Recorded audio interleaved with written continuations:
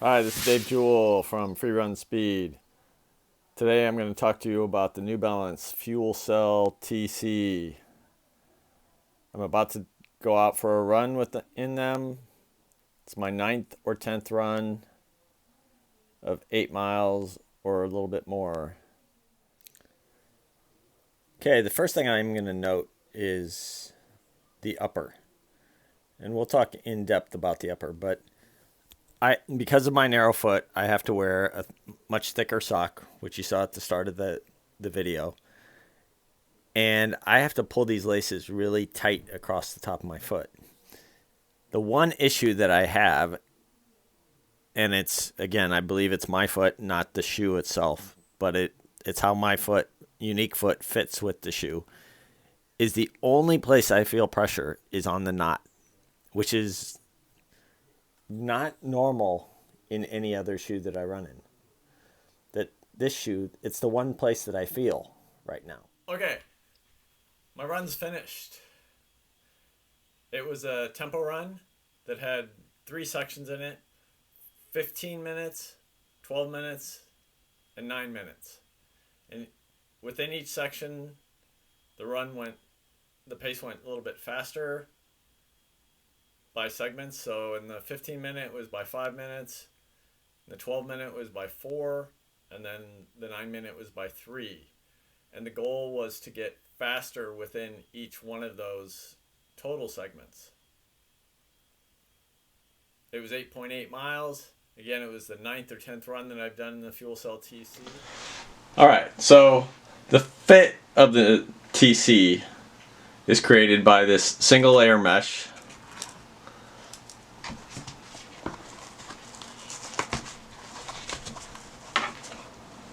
A basic single layer tongue. It's very thin tongue. And this unique new scooped out heel. So the reason why I have to use socks to adjust, one, my foot is, as you know, is skinny, but the single layer mesh does not wrap to your foot.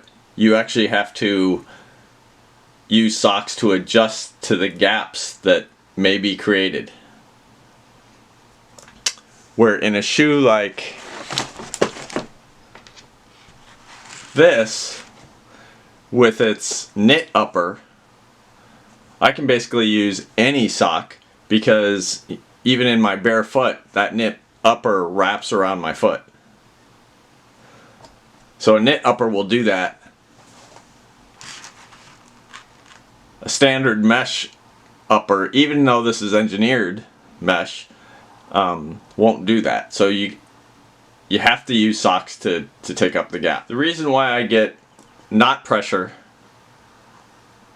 is, one, what I'm doing, and 2, the shoe itself. So what I'm doing, because I use this as my tempo / high intensity running shoe, I really want to lock this shoe down. I don't want anything in the shoe to get in the way of me doing that workout. So I strap it down, and I strap it down tight. That's on me. But there are some things in the shoe that cause that problem.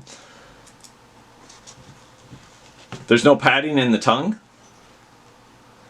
which I know why they did that. They did that to save weight,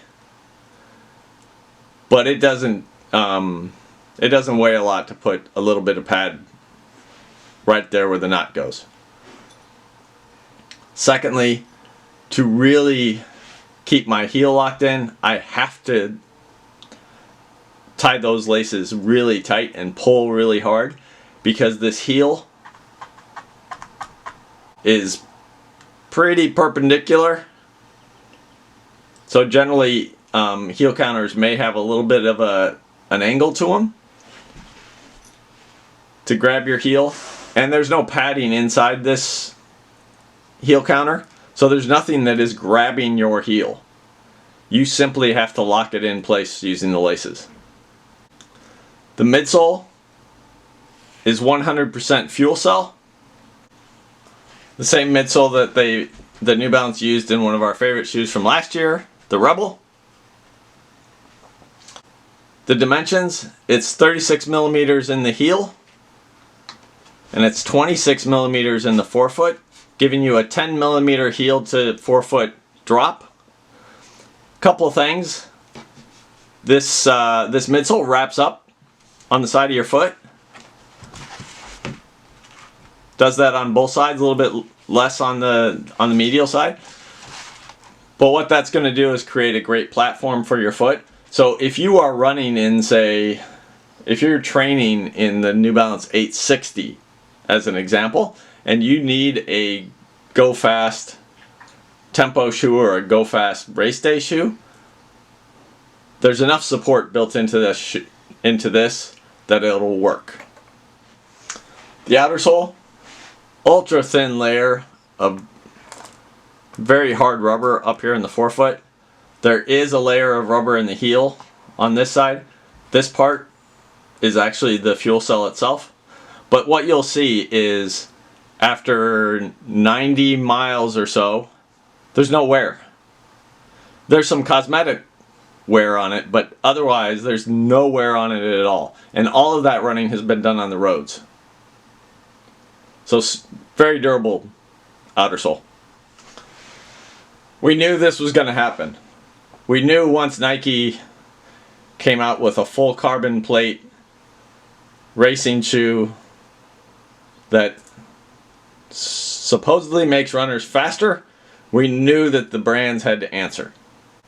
I wrote a whole history on carbon plates on the website. You can go and check it out, because it's not the first time we've seen carbon fiber plates, but because Nike did it, everybody else had to follow. This is going to be an elimination match. We're comparing the New Balance Fuel Cell TC to all of these shoes, and we're going to come out with these two shoes are similar. The first two we're going to eliminate, the Flyknit 4% and the Next Percent.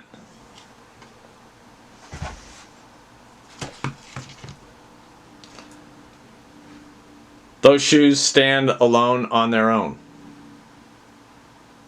against the Fuel Cell TC. We're also going to eliminate the Endorphin, because guess what? It's closer to the Next Percent than it is to the TC. That leaves us with the Hoka One One Carbon X, the Nike Zoom Fly Flyknit, and the Fuel Cell TC. The TC and the Zoom Fly are similarly targeted. They're targeted as training / racing shoes. I just think, and again, I know this is the Flyknit version. The TC is just simply a better shoe. That leaves the Carbon X and the Fuel Cell TC. And here's why I think they are similar. First off, the fit and function of the two shoes is quite similar. Like I said, if you're wearing the 860 from New Balance, or maybe you're wearing the Arahi from Hoka One One, and you're challenged by running efficiency, these two shoes will work really well as your race day shoes, because they are built with such a wide platform. So I think that's a great thing.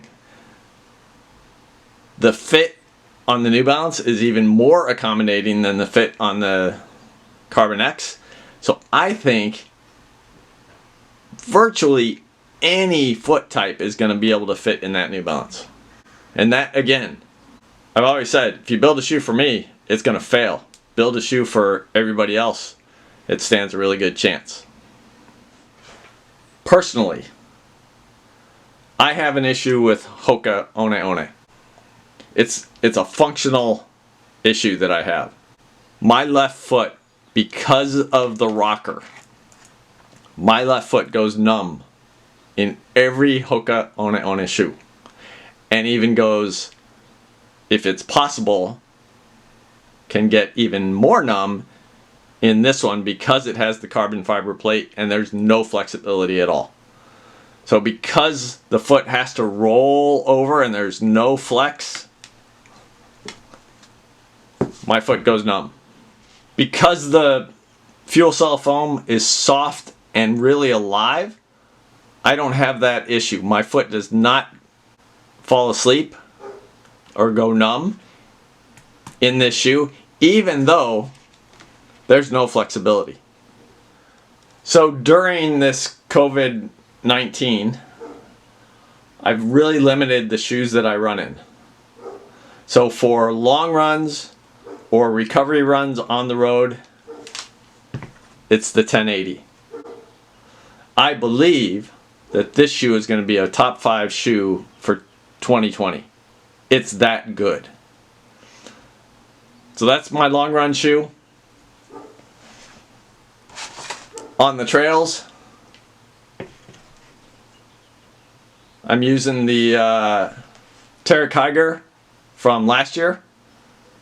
It still works great, and because I don't go on really technical trails really often, maybe once every other week, I don't run in that shoe very much. But when I do hit those technical trails, it's that shoe. And then finally, as I said, for my up-tempo or hard run days, it's the TC. Last thing I'm going to say, yes, I had fit issues, but that's my foot, and I adjusted with socks. I think the average runner's foot is going to fit fine in this. I'll tell you, one runner posted, he said he felt like he was taking longer strides in this shoe, and that's because this midsole is so alive. Plus you have the carbon plate. I think if you've got that foot that maybe doesn't fit in all racing type shoes, or maybe you're challenged efficiency wise, this is your shoe. I have not had a bad run in the Fuel Cell TC. I'm going to keep running in it because I like it that much. Thanks a lot for watching. If you have experience in the Fuel Cell TC, put a comment below. If you've got questions about any of the other shoes that were in this, I'd be happy to answer them. Have a great run today.